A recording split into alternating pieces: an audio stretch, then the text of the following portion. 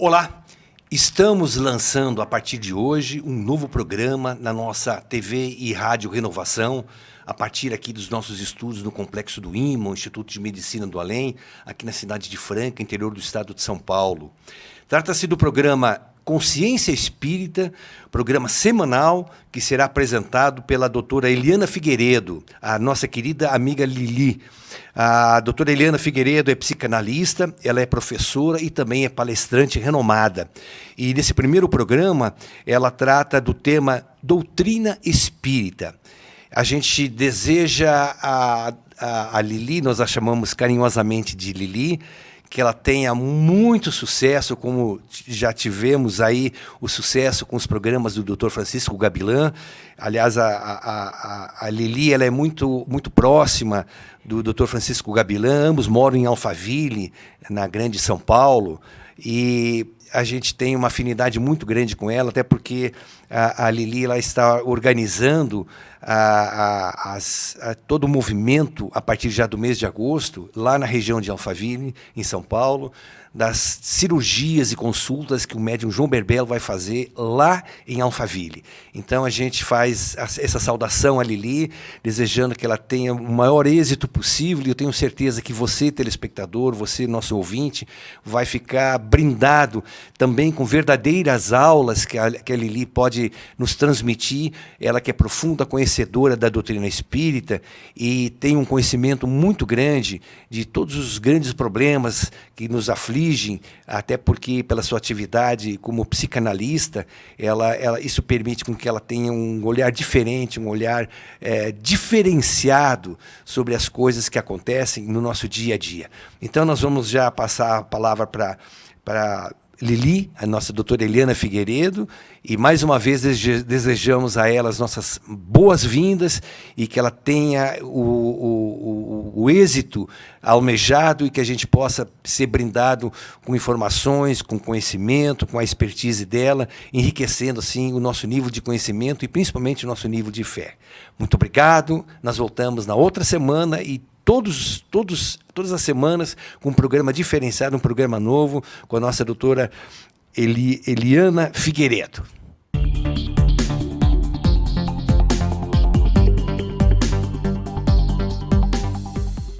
Bom dia, amigos e amigos, iniciando o nosso programa Consciência Espírita, iniciando esse primeiro programa falando sobre a doutrina em si, né? O Pentateuco, falando um pouquinho de Kardec, tá? Dos livros que compõem o Pentateuco, que é a base da nossa doutrina, tá?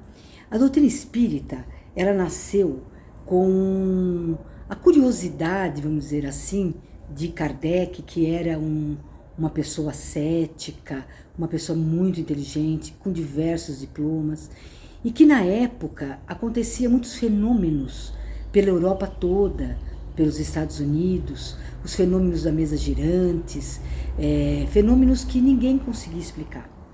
E Kardec, como um estudioso, ele começou a ir atrás desses fenômenos, observar esses fenômenos e ver a veracidade deles. E com essa curiosidade, com essa inteligência de Kardec, ele conseguiu alguns médiuns que pudessem responder perguntas a ele. Então ele foi catalogando perguntas e distribuindo a médiuns da época as mesmas perguntas. E quando vinham as respostas, ele só aceitava aquelas que eram muito parecidas, com o mesmo sentido. Então ele inicia o seu primeiro trabalho com o Livro dos Espíritos, onde inicialmente tinha 519 perguntas e hoje, depois de uma segunda edição, passou para 1019 perguntas. Então é um livro filosófico. Aliás, a base da doutrina espírita é a filosofia, porque é o questionamento, é o entendimento, é a compreensão de fenômenos, é a compreensão de algumas coisas que até então nós não tínhamos resposta. Então nós temos aí o Livro dos Espíritos como a base da nossa doutrina. E ele começa inicialmente maravilhosamente bem, né, com uma pergunta que Kardec faz: o que é Deus? E a resposta é: Deus é a inteligência suprema, causa primária de todas as coisas. E assim ele vai questionando a espiritualidade, porque na realidade todos nós gostaríamos de respostas mais concretas, né? Que a gente pudesse, onde ele mora, qual o endereço de Deus, como eu posso falar com ele, né? E não é isso. Os Espíritos deixam muito claro ao longo das respostas que o que nós podemos é tentar compreender os atributos de Deus e não a Ele, pois nós ainda estamos num patamar evolutivo ainda que não conseguimos nem ao menos compreender a nossa matéria por completo, né? A ciência ainda hoje está descobrindo estados novos da matéria. Então, nós precisamos compreender o seguinte: Deus não é para se tocar, nem para se ver, Deus é para se sentir. E aí eles colocam ali os atributos de Deus. E ali ele vai fazendo questionamentos sobre a evolução do espírito, sobre a reencarnação, sobre as leis morais, sobre a mediunidade, sobre a evolução dos espíritos no mundo espiritual. Fala-se muito sobre o mundo espiritual, que nós ainda desconhecemos, e os espíritos são claros, né, nas respostas. E a partir daí, a gente vai tendo uma noção maior, né, do que é essa doutrina, essa filosofia, que no Brasil se torna uma religião. Porque inicialmente não foi feita como religião, ela foi colocada como uma filosofia. Algo que é para se questionar, é para estudar, é para compreender. Mas desse livro, o Livro dos Espíritos, surgiram 4 outros livros, pois o próprio Livro dos Espíritos é dividido em 4 partes. Então, os outros 4 livros são: segundo, o Livro dos Médiuns. Por que será que o segundo foi o Livro dos Médiuns? Principalmente porque naquela época o que mais chamava atenção era a faculdade mediúnica, era a mediunidade, era os fenômenos que estavam ocorrendo naquela época. Então, Kardec precisava elucidar aquilo. Os espíritos precisavam ajudar Kardec a levar o conhecimento de todas aquelas manifestações que estavam ocorrendo em toda a Europa. E para isso ele se valeu de muita coisa, de trabalhos presenciais, ele se valeu de viagens até locais onde ocorriam fenômenos interessantes. E quem tiver vontade de entender melhor, busque esse conhecimento. Nós temos o Iniciante Espírita, nós temos livros que nos ajudam nesse primeiro momento de conhecimento, para depois a gente ir se aprofundando. Então, o segundo livro do Pentateuco é o Livro dos Médiuns, né, com os diversos tipos de mediunidade, com exemplos, com cartas psicografadas, mostrando que tipo de espírito pode estar se manifestando quando há uma psicografia. A gente tem que entender o conteúdo daquilo que vem através dos médiuns. Uma coisa que Kardec teve uma preocupação muito grande foi o de ter a mediunidade como algo gratuito, né? Se nos foi dado gratuitamente a mediunidade, nós não podemos cobrar por ela. E lá ele fala muito dos perigos da mediunidade cobrada, né? E nós vemos isso diariamente, nós vemos isso durante o longo da nossa vida. Quantos médiuns se perderam pelo caminho, querendo, de alguma forma, enriquecer. Por quê? Porque deixaram a vaidade tomar conta, porque começaram a achar que eles tinham poderes sobrenaturais. A mediunidade é de todos nós. Alguns desenvolvem um pouco mais, têm um potencial maior, e a gente brinca e diz: quem tem um potencial maior tem uma dívida maior também. Então a mediunidade é algo que nos é dado para que a gente resgate muitos débitos do passado. Nós não vamos entrar agora nesse mérito, porque nós vamos ter outros programas e vamos falar um pouco mais sobre isso. Aí nós vamos sair do livro dos médiuns, tá? E olha, gente, curiosidade é muito bom nesse momento, porque a gente vai em busca, tá? Não deixem de ler o livro dos médiuns, não deixem de ler o livro dos espíritos, não deixem de buscar esse conhecimento para que vocês não sejam iludidos por mentes perversas, tanto desencarnadas quanto encarnadas. Saindo do livro dos médiuns, nós vamos para o Evangelho segundo o Espiritismo. Eu sou suspeita, porque eu acho que o Evangelho segundo o Espiritismo, para mim, é o livro de cabeceira. É aquele livro que eu preciso ter diariamente, é aquele livro que eu preciso buscar uma mensagem diariamente. E não é um evangelho inventado por Kardec. Isso é importantíssimo a gente deixar claro, tá? Porque as pessoas falam muito, né? Que a doutrina não é cristã. Quem pegar o Evangelho segundo o Espiritismo na mão e começar a manuseá-lo, começar a lê-lo, vai ver que a base total da doutrina espírita é cristã, completamente cristã. Tanto é cristã que Kardec, a máxima do Espiritismo é: fora da caridade não há salvação. E para quem conhece ou conheceu Chico Xavier, ele disse uma vez que se Kardec tivesse dito que fora do espiritismo não há salvação, ele não seria espírita. Ele só é espírita porque Kardec tinha dito que fora da caridade não há salvação. E caridade tem que ser entendida no seu maior propósito, porque a caridade é sinônimo de amor. Caridade não é da esmola, caridade não é dar uma cesta básica, caridade é algo muito, infinitamente maior, que o Evangelho segundo o Espiritismo trabalha muito bem. Vários capítulos sobre a caridade. O Evangelho segundo o Espiritismo são partes do Evangelho de Jesus, tá? Principalmente o Evangelho, o Sermão do Monte. Tá? Onde está o Sermão do Monte no Novo Testamento? Tá? Tem várias partes em vários evangelistas, mas o completo está em Mateus, capítulo 5 até o final do capítulo 7, começando com as bem-aventuranças. Praticamente todo o Sermão do Monte foi trazido para o Evangelho segundo o Espiritismo e também outras partes do Evangelho de Jesus. Então todo o capítulo do Evangelho segundo o Espiritismo começa com uma passagem do Novo Testamento. Lá vai estar a passagem, vai estar o evangelista, vai estar o capítulo, vai estar o versículo. Então, que a gente possa, e depois vem toda uma explicação dos espíritos sobre aquela passagem. Então, é um livro, ao meu ver, aquele livro que nós não devemos deixar, tá? O conhecimento é importantíssimo, nós devemos conhecer toda a obra, sem dúvida nenhuma. Mas nós devemos principalmente trabalhar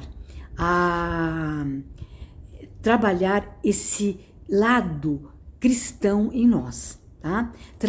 Introjetar o cristianismo para dentro de nós, porque conhecimento, ele é o primeiro passo, nós precisamos dele, mas nós temos na humanidade criaturas com um cabedal imenso de conhecimento, mas com tão pouco fazimento. Nós precisamos de pessoas que fazem, que põem a obra do Cristo em ação. Caridade é amor em ação. E se nós não desenvolvermos essa capacidade, né, da caridade, nós não conseguiremos a evolução almejada tão facilmente. Conseguiremos, mas demoraremos muito mais. Por isso que eu ressalto muito o Evangelho segundo o Espiritismo, porque é a base cristã da nossa doutrina. Apesar de muitos acharem que não somos cristãos. Então, peguem, comprem o Evangelho. Nós temos o Evangelho aí em PDF, pela internet. Então, não tem nem a desculpa de que eu não posso comprar. Tá? Nós temos evangelhos baratíssimos, a R$5. Nós temos centros espíritas doando Evangelho segundo o Espiritismo. Então, não é desculpa. Tá? É um livro que nós podemos iniciar abrindo aleatoriamente, nós podemos ler do começo ao fim, nós podemos utilizá-lo da maneira como for melhor para nós. tá? Então, que nós possamos realmente trabalhar esse livro que vai trazer para nós realmente uma introjeção dos ensinamentos do Cristo, para que depois de introjetado, nós possamos também começar a praticá-lo. Depois do Evangelho segundo o Espiritismo, ele lançou O Céu e o Inferno. O Céu e o Inferno é um livro que eu gosto muito e é muito pouco utilizado até mesmo pelos espíritas. Mas é um livro que ele desmistifica as leis eternas. Ele vai explicar um pouco sobre exatamente o que significa o céu, o que significa o inferno, o que significa as leis eternas que a doutrina espírita trouxe, né, para nós, que o catolicismo trouxe, né, as religiões em si trouxeram, mas o catolicismo mais sobre as penas eternas, sobre o céu, sobre o inferno, sobre o purgatório. Esse livro, O Céu e o Inferno, ele vai trazer essa desmistificação. E ele traz uma coisa que é muito importante que nós saibamos. Céu e inferno é um estado de espírito. Então, às vezes, eu brinco, né? As pessoas brincam e falam assim, ai, você sabe como espírita, o que vai acontecer depois que eu morrer? Eu vou para o céu, eu vou para o inferno, eu vou voltar aqui, o que vai acontecer comigo? E eu pergunto à pessoa, como que está a sua vida hoje? E normalmente ela me responde, ai, minha vida está no inferno. Está horrível, eu não estou bem. Então eu falo assim, não morra agora, porque você vai continuar no inferno. O inferno não é um local delimitado. O inferno é um estado que eu provoco como ser pensante, como ser com livre-arbítrio, acabo trazendo para dentro de mim. Da mesma forma que eu posso trazer o céu para dentro de mim. É uma capacidade que temos. Então, encarnados ou desencarnados, nós continuaremos a ser aquilo que nós estamos sendo. Então, não esperem, gente. Quando a pessoa conhece a doutrina espírita, às vezes ela fala assim, eu gostaria muito de desencarnar logo para saber se é verdade tudo isso. Não, não tenha pressa. Você vai desencarnar. A última palestra que eu dei, tinha bastante gente na plateia, eu brinquei e falei, olha, eu vou contar uma verdade da vida, incontestável. Todos aqui iremos morrer. Então não tenham pressa, tá? Vamos fazer da nossa vida um pouco mais longa, vamos aproveitar melhor, vamos aprender mais para depois desencarnar. Porque aqui nós retornaremos fatalmente a esse mundo aqui, tá? Não tenham medo disso. Então, vamos estudar um pouquinho sobre o céu e o inferno, né? Um livro fácil, gostoso de ler e de compreender. E o último livro é a Gênese. A Gênese é o livro mais científico, um livro voltado mais para a física, biologia, para a química, mas ele é extremamente esclarecedor. De uma maneira assim que tem pessoas que iniciam o Espiritismo com a Gênese. Sabe, pessoas com muito conhecimento, que querem logo ver se aquilo lá, se tem alguma confirmação, eles vão direto na Gênese. Mas eu não aconselho, eu aconselho a gente seguir o roteiro, tá? Começando principalmente pelo Livro dos Espíritos. Depois do Livro dos Espíritos, a gente busca qualquer coisa, tá? Qualquer outro livro que nos interesse. Por exemplo, quem tem muita mediunidade vai buscar o Livro dos Médiuns. Quem está a fim de trazer uma moralidade maior, vai no Evangelho segundo o Espiritismo. Quem quer esclarecimento sobre o mundo espiritual e sobre as penas eternas, vai no Céu e Inferno. E quem quer um conhecimento mais científico, vai na Gênese. Após o término dos 5 livros, Kardec continua escrevendo. Ele escreveu a Revista Espírita por muitos anos. Um dia eu venho para falar só sobre Kardec, tá? Hoje eu só estou falando um pouquinho dele e um pouco da doutrina em si, tá? Depois da morte dele, encontraram muitos escritos e criaram um novo livro que chama Obras Póstumas. Um livro também bastante interessante, tá? Nós temos ali no Obras Póstumas algumas revelações que hoje, nos tempos de hoje, estão trazendo muito esclarecimento, tá? Vamos falar uma delas. Eu não vou citar qual capítulo, mas eu posso vir depois citando o capítulo do Obras Póstumas, em que ele fala que os sinais dos tempos serão percebidos pela humanidade, não será pelos cataclismas, porque isso sempre ocorreu na Terra, né? Não é pelos furacões, pelos maremotos, não é por nada disso, tá? Mas nós iríamos perceber a mudança, essa transformação da Terra, nós iríamos perceber quando começasse a haver suicídios em massa, suicídio infantil, onde o desespero da criatura humana que não buscou a realidade da vida levaria ao seu término. Então, vamos parar para pensar se nós não estamos bem nesse momento de transformação, momento de mudança, momento onde nós precisamos realmente assumir o nosso papel como seres em evolução, procurar trabalhar toda aquela fé que Jesus trouxe, né? E ele não falou, ele exemplificou. Vamos trabalhar isso, gente. Vamos procurar esse esclarecimento para podermos estar mais firmes nos propósitos divinos. E para isso nós precisamos do conhecimento, tá? Conhecimento é muito, mas muito importante. Além do conhecimento, é começar realmente a pôr a obra a nossa vida e o nosso conhecimento na obra da vida, na melhora da vida, não só da sua, né? Pelo nosso egoísmo a gente faz uma melhora boa na nossa vida, não, é a melhora do conjunto, é a melhora da sociedade, nós fazemos parte dessa sociedade. Vamos procurar melhorar. E vou dizer uma coisa, gente, o conhecimento da doutrina nos ajuda muito a fazer essa parte, a desenvolver esse potencial divino que tem dentro de nós. Não vai ser amanhã com a leitura de uma parte dos livros, vai ser ao longo do tempo que eu começo a introjetar essas verdades. Obrigada pela paciência de me ouvir. A gente vai ter oportunidade de estarmos juntos tantas outras vezes, falando dessa doutrina linda, contando algumas parábolas que nos ajudam a modificar a nossa vida, tá? E vamos seguindo, tá? Esse nosso potencial evolutivo, tá? Vamos melhorando os nossos sentimentos. E se para isso precisarmos ler mais e trabalhar mais internamente, é isso que nós devemos fazer, tá? Vamos ter vida e vida em abundância, foi o que Jesus disse. Ele disse, eu vim trazer vida e vida em abundância. Ele veio trazer a esperança, ele veio trazer a fé.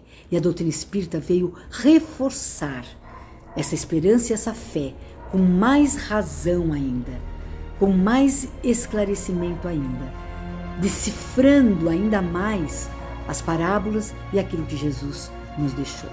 Então agora eu agradeço a vocês pela paciência, muito obrigado e até a próxima.